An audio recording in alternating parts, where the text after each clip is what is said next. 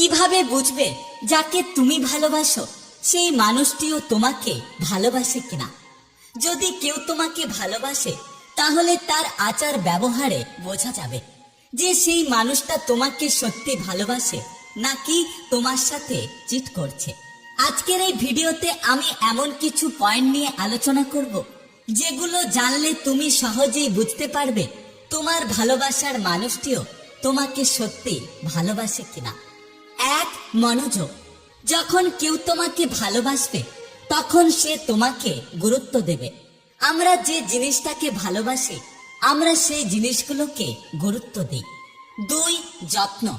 যখন কেউ তোমাকে ভালোবাসবে তখন সে তোমার ভালো থাকার খেয়াল করবে।